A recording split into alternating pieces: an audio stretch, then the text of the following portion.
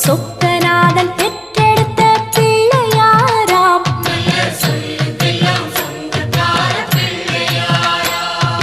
கைலாய மலைய விட்டு தெற்கே வந்தாராம். இந்த பிள்ளையாரு பட்டி கண்டு இருந்து விட்டாராம்.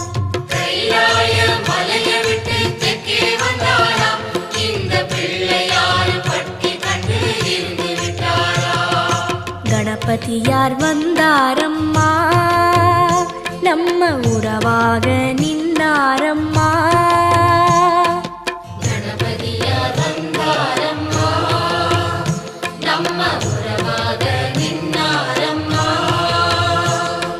சொக்க